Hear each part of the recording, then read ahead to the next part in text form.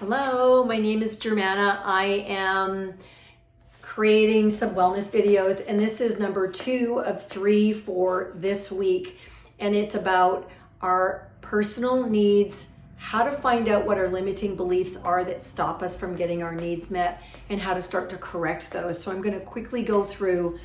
Growth is one of our basic human needs. So that's desire to learn and to expand and develop and to learn. It can be exploring, it can be camping, it can be anything that gets us to expand our brain and our connectivity with the world, and the desire to enrich ourselves. The next one is contribution, the desire to give and to serve. So a teacher is someone who contributes. A mother is definitely as well someone who's contributing. They're often giving, often to the detriment of their health.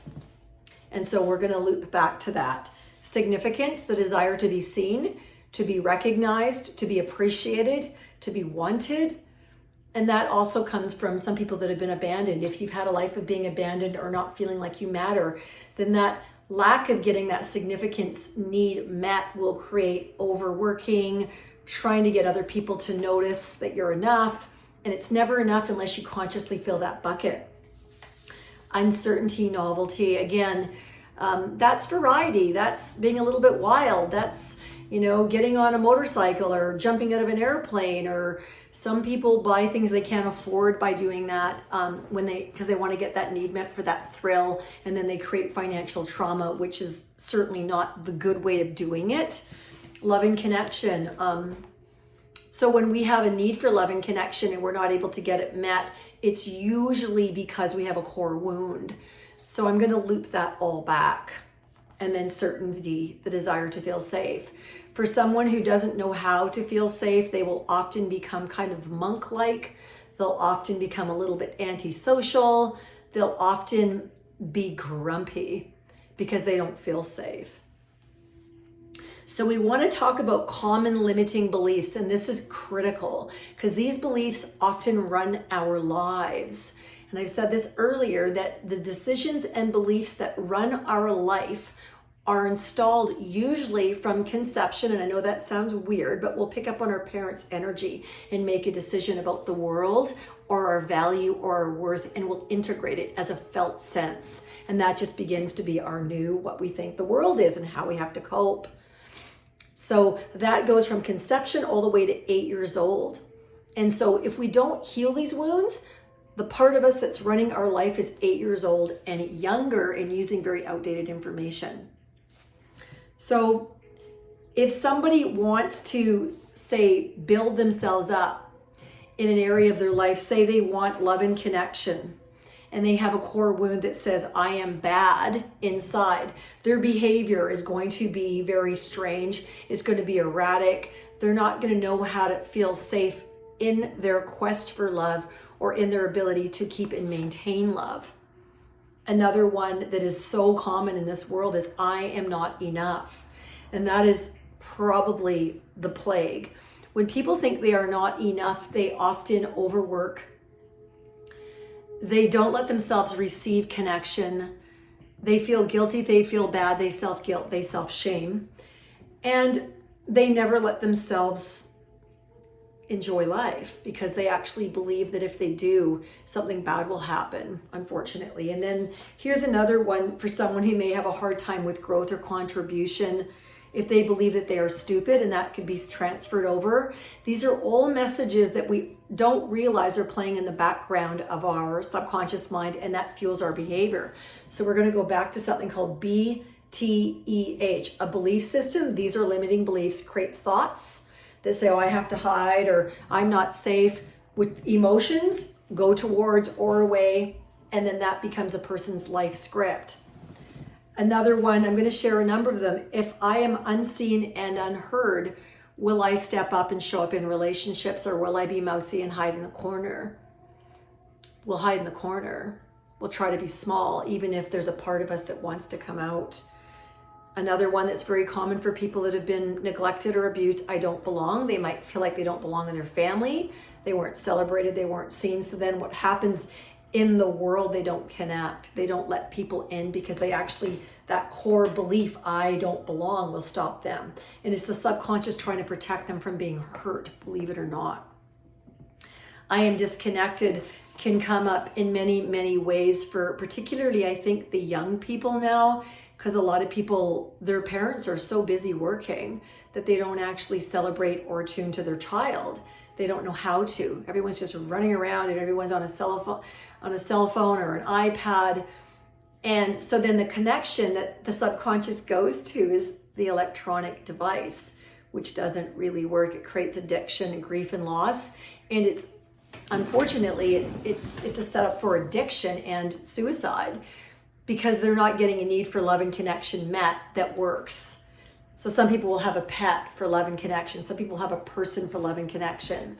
And some people don't know how to do it because they've never actually been taught how. Another one that's very common for a lot of people is I am rejected. And the behavior that you might see there would look like someone who doesn't let people into their life, doesn't return calls, has a lot of shame, and has a lot of assumptions that people don't like them. Like I know I've shared that one of the ones that I really got was that I'm bad and people don't like me. So I assumed I was being rejected and I had no evidence of it. Now that creates suffering because how many years of my life did I play that game? I don't play it anymore, but I recognize how easy it is to not really understand what's driving the bus, and we just keep driving the bus around the block over and over, and then you lose years of your life. And this is one that's not uncommon. I feel sad saying it. Many people have this, I am abandoned or alone. So it goes with the rejected theme.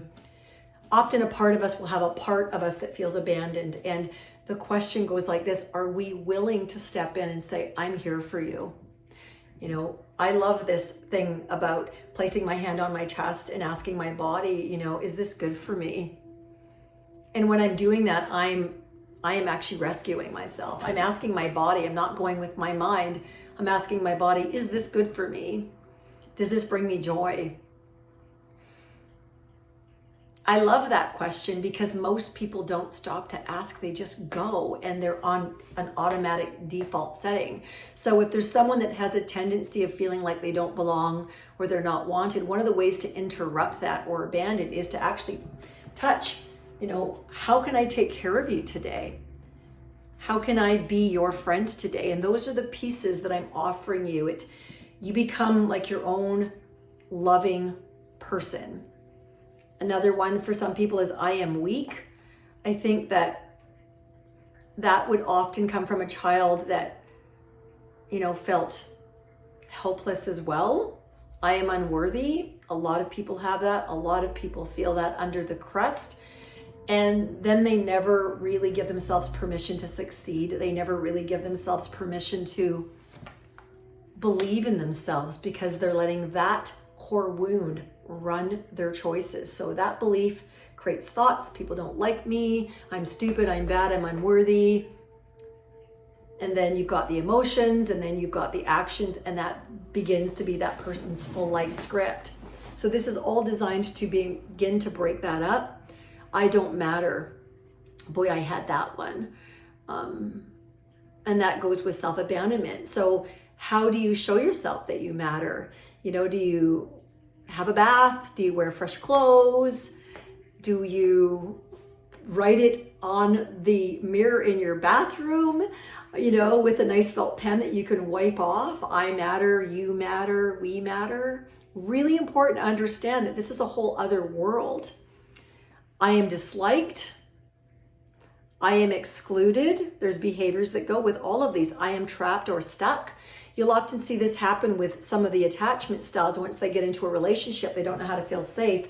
So they go, I am trapped and I am stuck, and they run out the door and we chase them and we're like, don't chase them. Leave them alone. Another one that's really common for a lot of people, which is I think why I went after Louise Hay, is I am unloved. Now, the people that brought us into this world might not have loved themselves, so then they may not be able to ever show us that we're loved or worth loving because they didn't have it to give to us. So it is not personal, but that doesn't mean it doesn't hurt. And then who's taking responsibility for that? You. Learning how to love you, learning how to be your own best friend. Another one for people that have been traumatized, I am unsafe. And if you look at what's happened in the last 5 years on this planet, no one feels safe. Most people are just completely disassociated from their body. They're in their brain and they're just scanning and making all of these messages about what the world is and people don't like them. And then they're attacking other people and they're attacking themselves because they don't feel safe. Remember, one of the basic needs is certainty. So then we're either certain that we're safe or we're certain that we're unsafe and we're in attack mode. So either the subconscious will fill that need in a toxic, negative way by creating more chaos and drama so the person can have that belief, it's not safe, or we go, what do you need to feel safe? And then when you do that, now you're in the solution and now you're in the healing direction. You have the ability to actually positively influence your life. I am helpless. A lot of children have that, and then they have it as adults and they don't know how to move forward. They actually need someone to show them, to hold their hand and say, I'm going to walk with you through this, instead of judging them or humiliating them. You're like, oh, you don't know how? Can I show you? And sometimes we need to do that for ourselves and let somebody hold us through it.